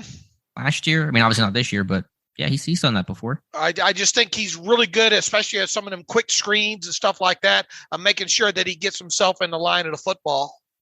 Yeah, I think, again, really well-rounded type player. And I think to Paul's point, they should be getting back DJ Reader, which is huge for them to have that guy in the middle. I mean, that's going to be transformational in terms of run defense. And as Paul said, that's going to help collapse the pocket, flush these quarterbacks out. And that's going to impact and help Hendrickson and Hubbard in that defensive end pass rush. This is a quick, now obviously when did his window get open, Reader? It's been since the bye, right, of theirs? Actually, it might have been this week. I think it happened this week. Right. My point being, I wonder if in other words, was he ready? I'm wondering about his preparedness level. That's true. I mean, is it a guarantee that he's playing? It seemed like Paul was assuming I that he don't was. know. I don't know. And that's why I'm kind of questioning here. Or was Paul just saying whenever he gets back, that'll impact him whenever he gets back next week or something? Maybe we should have drilled that down more. But, the whole bye week playing in here could have impacted when they decided to open the window. Those kind of things there. But, I mean, even so, they didn't have practice last week. So, is he going to be a guy that's going to come back and give you 45, 50, good quality snaps? I think that's the big question mark, if indeed he is, because look, they're probably not going to have Josh Tupoa in this one. So who else are they going to have in the middle? BJ Hill and who? Almost has to be Reader, right? Yeah, I just looked up. Zach Taylor said he pulled a Tomlin, said he was optimistic about Reader playing, but no guarantee on that. So we'll have Saturday will be a big day to see if he's officially activated. If I'm the Steelers, I'm going to find out how healthy the middle of that line, how effective that middle of that line can be. That's how you're going to have to run on them up the middle, period. Yeah. And that's easier said than done when you got, Wilson didn't play in that opener, did he? Did he not? I thought he did. I can't remember if he did or not. I'll have to check. I don't remember him missing, but it feels like an eternity ago, September. So no, he played in the opener. Okay. All right. Tackles. All right. Him and Pratt, obviously playing real well, as I mentioned, in our interview with Paul there. Those two might be an underrated, tandem, and they bring in that Davis Gaither and situational ball there as well there too. So you're gonna have to get helmets on those guys at the second level if you block it up front. Either that, or you're gonna have some nice broken tackles up the gut.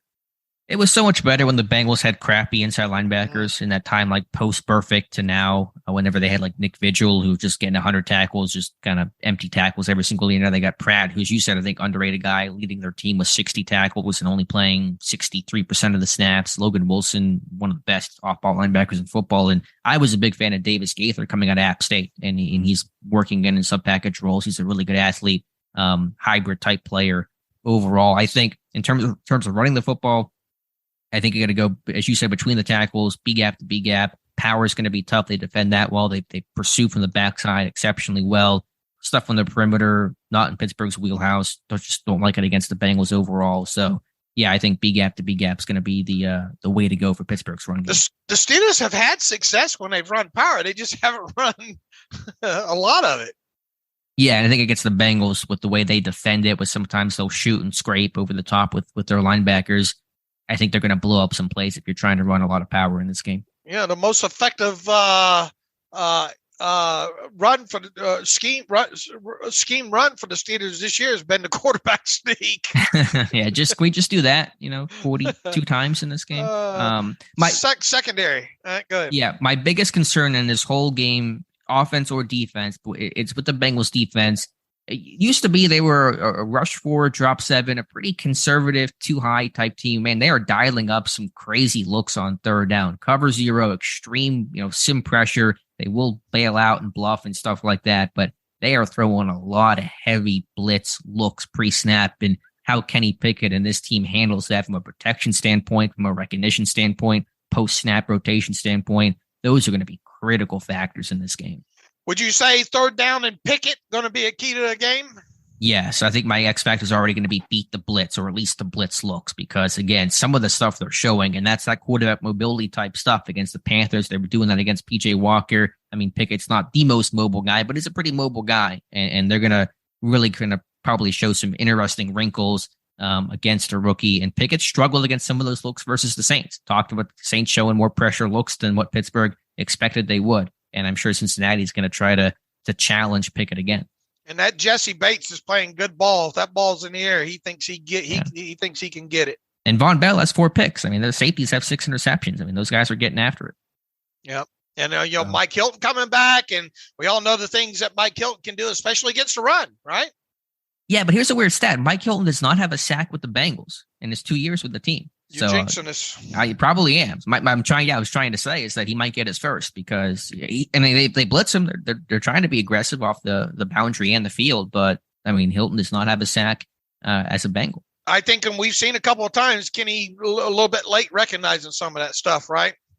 Yeah, I think, just been trying to adjust and kind of playing one step behind and things like that. He sees some of this stuff. He's trying to work at it. He knows what's coming, kind of knows what's coming, but handling, post-snap rotations. And listen, that's tough for any quarterback. You got every guy in every single gap, and you got, everybody mugged up. You don't know who's dropping and all that kind of stuff. That is difficult to do as a quarterback and process that when post-snap for a veteran or for a rookie. But again, I expect if and probably when Pittsburgh's in 3rd and 5+, you're going to see every single guy in that A gap, those linebackers mugged up and safeties dropping down, and a lot of chaotic looking stuff that's going to really stress protections in this game.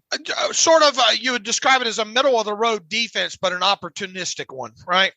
I think it's a pretty good defense, especially when they're fully healthy. I mean, they got guys at every level, whether you're talking Bell and Bates and Wilson and Hendrickson and Hubbard, Hilton. I thought last year they had probably the most underrated defense in football. That offense got so much attention from why that team went on a run, but to me, their defense played some fantastic football. Well, I think first and foremost, and you'll agree, you got to be able to run right up the gut on them between the B gaps.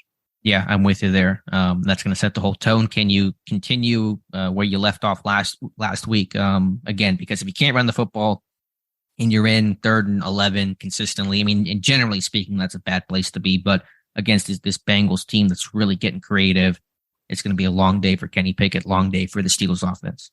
What's the Steelers blitz rate right now? I think the Bengals are at 21%.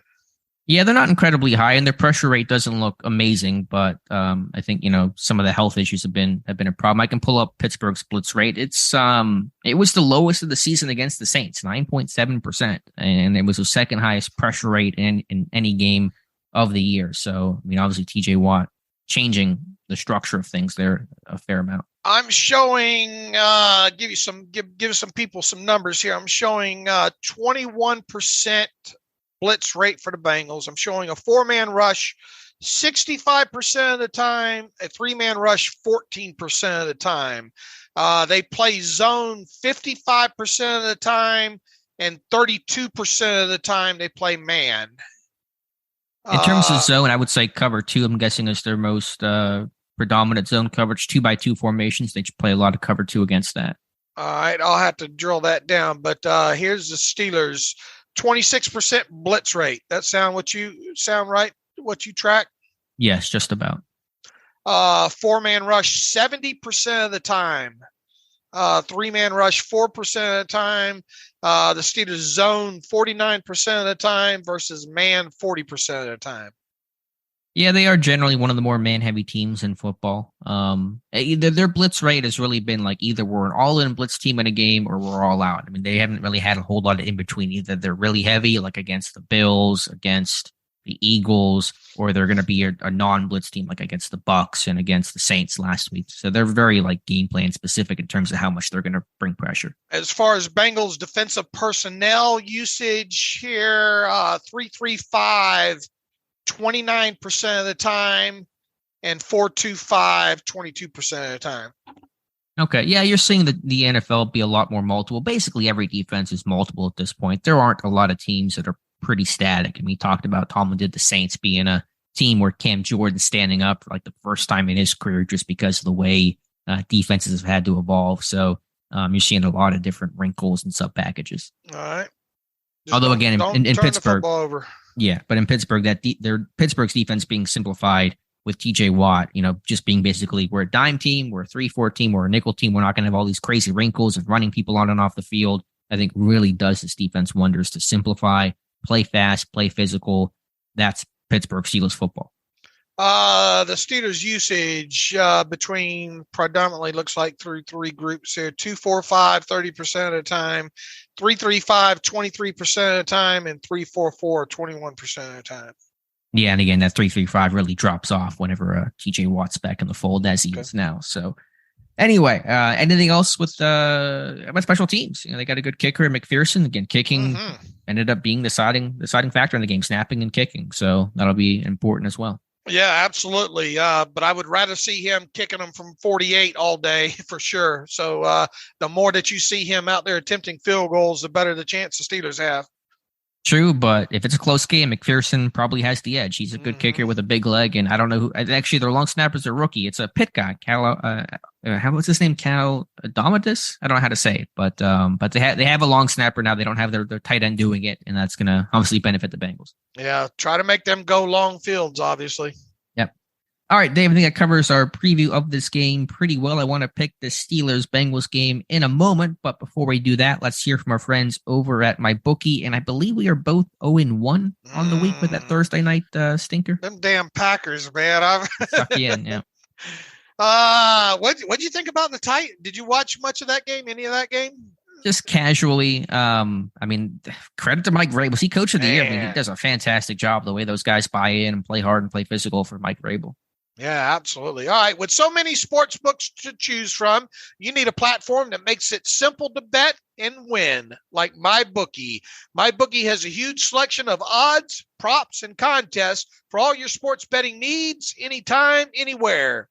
Stream games and live bet while you watch, so you can turn game day into payday with MyBookie. You can sign up free today, use promo code TERRIBLE, and claim half a deposit match of any amount up to $1,000. It's promo code TERRIBLE to claim your deposit bonus and give yourself the competitive edge. When you play with MyBookie, you're not just betting, you're joining the winning team. Bet anything, anytime, anywhere with MyBookie at mybookie.ag.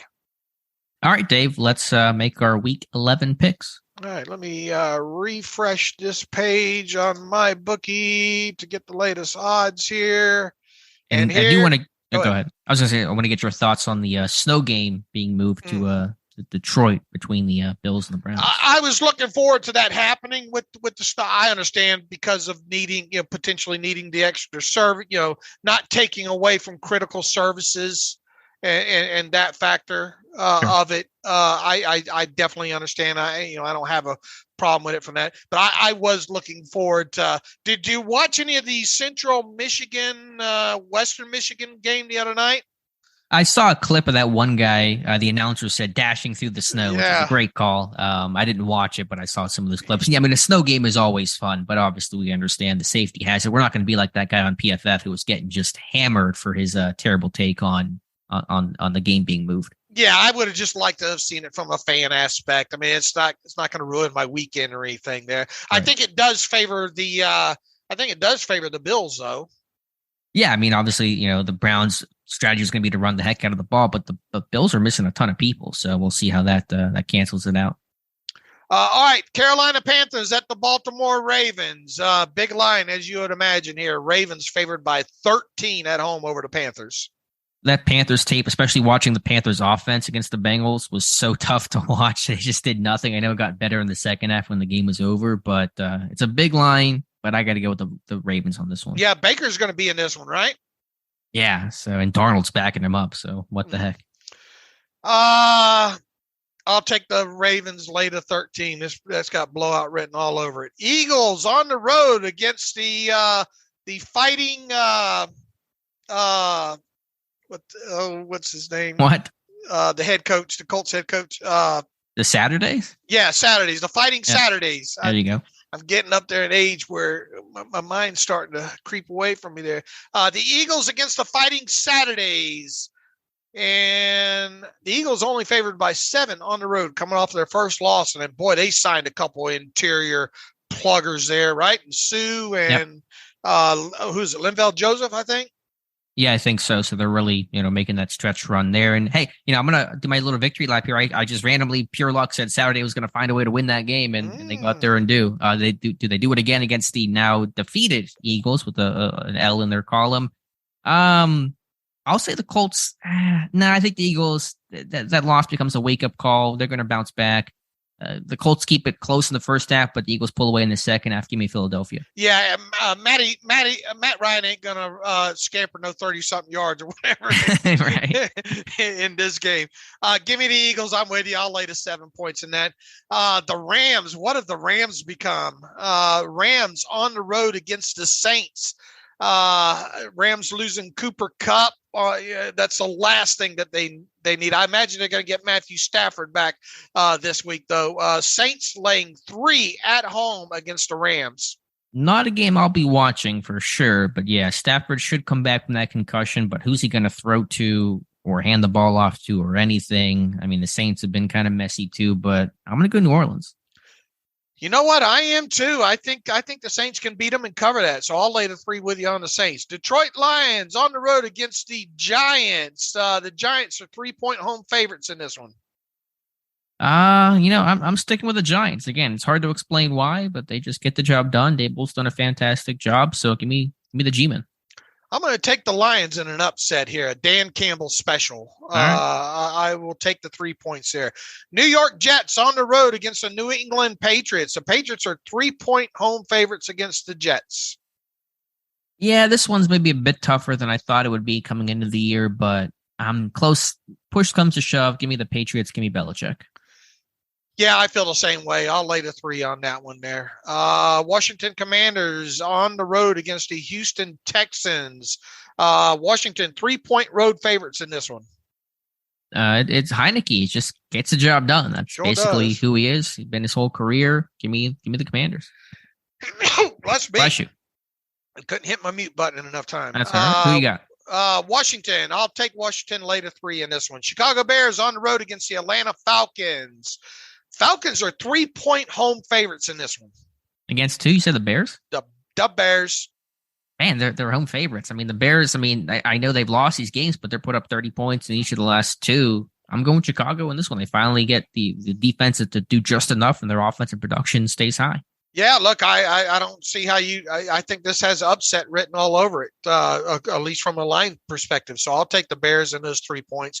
The Raiders on the road against the Broncos. The Broncos are 2.5-point home favorites over the Raiders.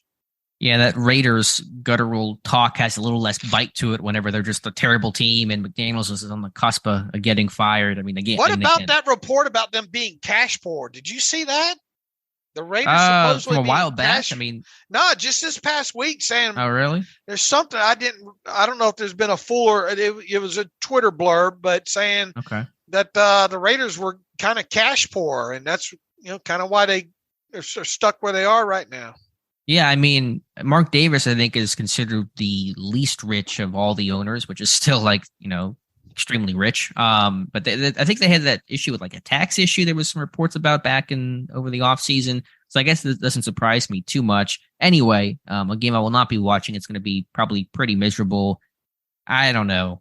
Give me the Raiders for no good reason. Give me the Raiders to pull the upset here. They've been in a lot of close games overall. I think they get this one finally. If they don't, boy, it really going to on Josh there, the temperature is going to rise on the hot seat. Dallas Cowboys on the road against the Minnesota Vikings. Vikings are just finding ways to win games. Dallas, however, favored by 1.5 on the road. Yeah, I mean, what a bonkers game to get that win over the Bills last week. Again, Minnesota they get the job done. I think they get the job done again. Give me the Vikings. I'll take Dallas to win on the road here with the upset. And I'll lay the 1.5 here.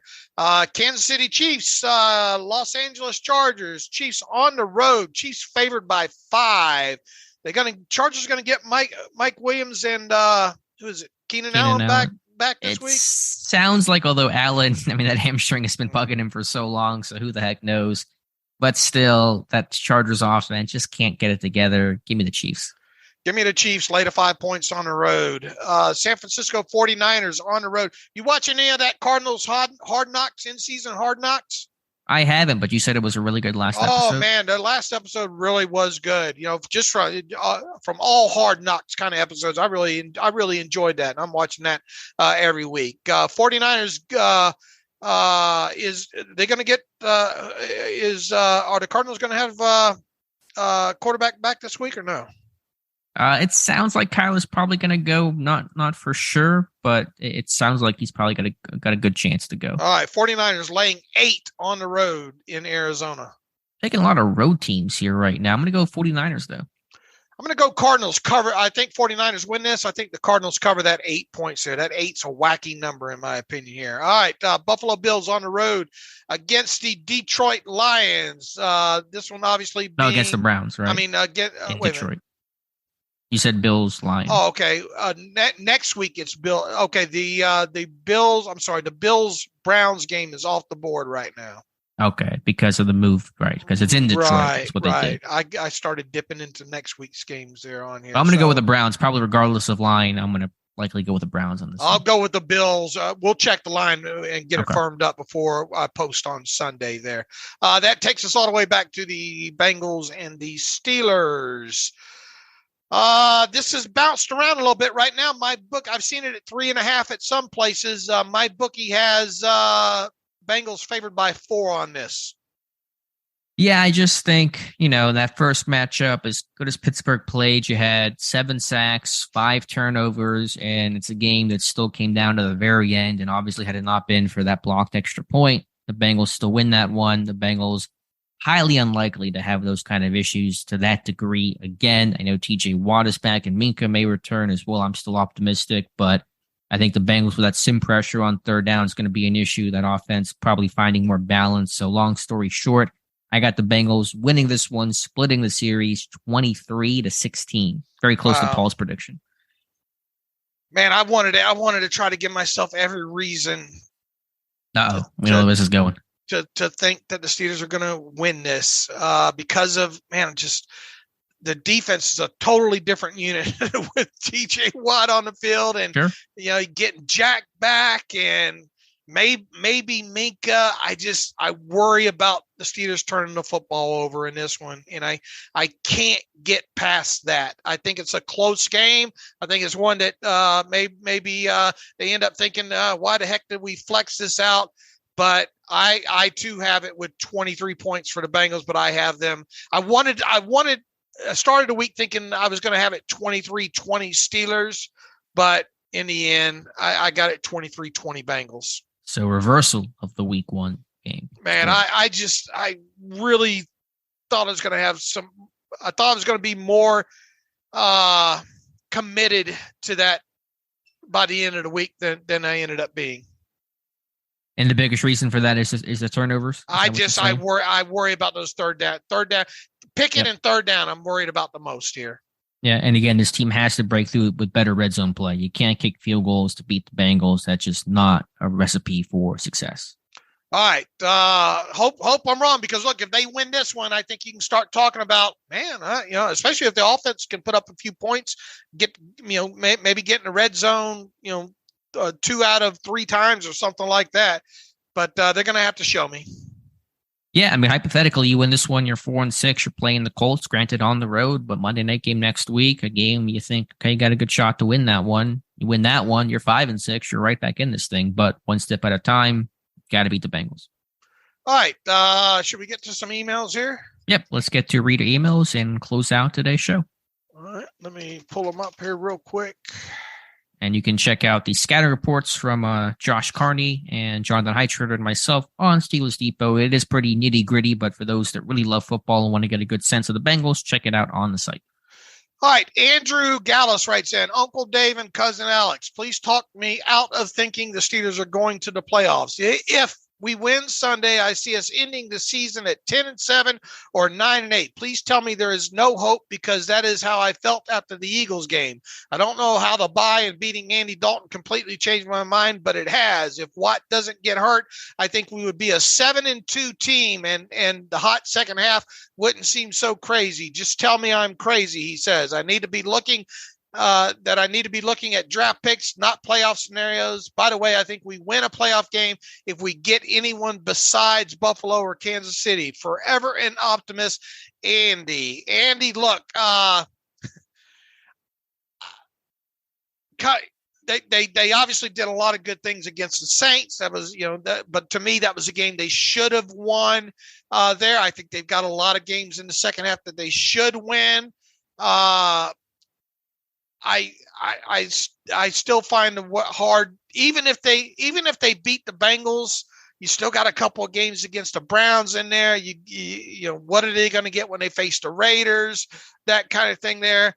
I find it very hard to be optimistic about this team making the playoffs. I think they can get to like 7 wins, you know, something along those lines. But I think the playoffs is a reach. Now, if they go out on Sunday and they just dominate the Bengals and hold them down to, 10 points and score 23, I don't know. Maybe I'll have a different tune there because there are some winnable games on the schedule for this team. Mm-hmm. I find it a reach, though, to think this is a playoff team.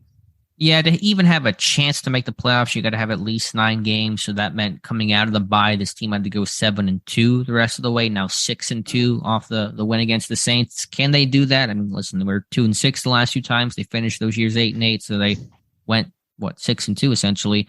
But the odds of that happening again are pretty slim. But I'm not going to ruin your optimism. Let's see what happens. They beat the Bengals. Your optimism will be more well-founded, and we're talking about that kind of stuff. So one game at a time is my approach. All right. Brett Nile writes in, David Knox, have a few unanswered questions about the Claypool trade. Does the trade make the Steelers more likely to re-sign Miles Boykin, special team and backup Z, and Zach Gentry, 2 tight end set, more valuable without a big slot? I think there's a very good chance you see both Boykin and Gentry re-signed. Now, they're not going to go crazy on Boykin. But I think there's a good chance you re-sign him because of his special teams playing, because he can be a backup Z. Gentry, I mean, if you don't re-sign Gentry, you got to go out and fill that via the draft, I think, or free agency, I guess. But why not? If you're going to go free agency, why wouldn't you stick with the animal? Let you know there. So I'm not worried about it more so about the big slot as I am just those are 2 guys that can give you depth. You already know them, and Miles Boykin is just really good on special teams. Yeah, I don't think the Claypool deal is irrelevant to those guys' chances of returning. Their different roles, different people, and certainly going to be relatively cheap overall to keep, especially Boykin. And Boykin's not a big slot anyway. He's an outside Z-type receiver, special teamer, so he didn't play the same position Claypool occupied this year. But their status really had little bearing on what happened to Claypool. Number 2, Dave has referred to Claypool as a 3rd-round guy, and for most of the last 2 years, it looked like he was aiming high. However, you now have at least 3 teams that have given him a 2nd-round valuation: Steelers, Bears, and Packers. Does that change your thinking in any way, or is it all just trade deadline distortion? Look, I got killed for calling him a third, and maybe that's what Brett's trying to do, kill me for. He's always been a 3rd-round guy in my book, and it'll be, I think his evaluation of that now extends on what happens with him in Chicago. He's off to a rough start, really, technically. He is not a guy, to me, that's just going to stretch the field on you vertically. He's a part-time big slot guy. What does Chase Claypool do well? It's a great question, and I think what contributes partially to Claypool's value is that potential. There aren't a lot of guys who on paper look like Claypool, can run like Claypool, in their best moments can play like Chase Claypool, but it's been so inconsistent, so maddening, so frustrating that that potential was never quite realized. And listen, you could talk about what a team wants to give you, and that's all well and good, and I understand the argument of that setting the market, but it's production. What are you actually doing on the field? And really, since his rookie year, Claypool has not played at the level of a 2nd-round or better type of pick. So, I mean, Chicago may have given it to, but if they're going to look back on the season and say, hey, maybe we regret that decision, we'll have to wait and see. But it's really not about what teams give you. It's what you do, what you produce. And Claypool's production overall has not been that of a 2nd-round pick since 2020. And then, in his rookie season, people saying, oh, you're crazy for giving him a 3rd-round grade. Now where are those people? Sure. That's why it's a long story to be written for all these guys, both with players who have great starts and bad starts. It's all about the totality of your career. Number 3, with recent comments by Claypool, I'm wondering if the Steelers were using him correctly. Ideally, you would do different things with a 6'5" slot receiver than a guy like Ray McLeod. My question is to you is, did they run a different route tree with Claypool? Did they just put the square peg in the round hole? Could they have done probably more stuff with him on intermediate, like mesh type crossers and stuff like that? Probably, because he did have some success at Notre Dame in those 5-yard and in type underneath crossers and all like that. But everything they try to do a lot of different things with him. They try to throw the football down the field. He since his rookie season, he hasn't been the contested catch guy that he was coming out of college. Right, he hasn't been. I mean, Pittsburgh, as you said, tried to do a lot. Receiver, run game, vertical stuff, slot this past year. I mean, basically try to do everything that you could with a receiver to mixed results. But yeah, again, to go back to just, I don't know how he was going to thrive and succeed and what his actual role was in this offense. And when you can't answer those questions cleanly and confidently, then you move on. And so trading him to me was just the right decision to make. I mean, was he open a couple of times this year and didn't get the football? Yeah. Sure. Yep. I mean, that happens with everybody, but sure. But yeah. Could they maybe run some more slot fades with him and throw in the football? Possibly. But I mean, one time that he did, he got tripped up, or at least one of the times that he did. Mm-hmm. And they've obviously done that a little bit more. But look, he's out of Pittsburgh for a reason, right? Yeah, I mean, at this point, I'm not going to litigate Claypool too much. We'll see what happens in Chicago and watch the draft pick. But, I said my piece about Claypool. Wish him the best of luck. Not a bad guy. Hopefully it goes better in Chicago, but I'm moving on. He says, thank you for all you do and have a happy Thanksgiving. You as well, Brett. You too. Let's see here. Nick Shuley writes in, Alex and Dave, do you think the Steelers would ever get creative and add an alternate helmet to their uniform options? Well, I mean, they did. How many years ago has it been since the gold helmets? Yeah, that's a good point. I guess it's been a little while. I wonder if they bring those back for any special occasion. I mean, I don't think it's all about marketing, and if you can sell it to the fans, and if they think they can sell it, you'll see it. Yeah. Well said. I don't know when it will happen again, but I think it be the old gold ones or what have you. There's a possibility. Jason Council writes in, Jason here from Bengals country in Ohio, Steelers fan since I was 8. This is the first time I'm sending in a question, even though I've been a listener since we got beat. Oh, this is a continuation of the one that we got the other day. I think we wondered if it was an incomplete question or not. Anyway, okay. We have the Bengals again on Sunday. Mike Tomlin didn't rule out Minkah playing. If he plays and our run game is consistent as it was Sunday, is there a chance of winning? Absolutely. You don't turn the football over. If Minkah plays and the run game's good, I think the Steelers have a chance in this one. He says also, your honest opinions with the weak schedule the Steelers have coming up with the Colts and Panthers, could the Steelers finish above 500? It kind of goes back to the question we got. You ought to name a street or build a statue or something for Mike Tomlin if this team finishes above 500, I think. Yeah, I mean, so the core of the question is what about the Bengals game or just the entire season? He says, even though I've been a listener since we got beat by the Bengals in the 2020 season anyway, I think it's more about do they have a chance of winning on Sunday and honest opinion on if they could finish above 500. Above 500, again, you'd have to go 7-2, now 6-2. Is that possible? Yeah, but highly unlikely. Could they win the Sunday? Sure. They beat them week 1. I mean, the AFC North games are typically close. TJ Watt's back. I mean, all the reasons that Dave just said. So, yeah, can they win this weekend? Absolutely. Yeah, the Bengals don't have Chase. I mean, there's a chance. There's a chance they can win this. Thanks for all you guys do, especially Dave with the cap analysis and Alex with the training camp analysis as well. Thank you. Thank you for that. I think we got through them all, Alex. Here, that's all of them. So with that, we will be back on Monday, recapping the Steelers' Sunday home game against the Bengals there, and anything else that may or may not happen in between there. If you get a chance, swing by SteelersDepot.com. We got offensive and defensive breakdown, scouting reports on the game.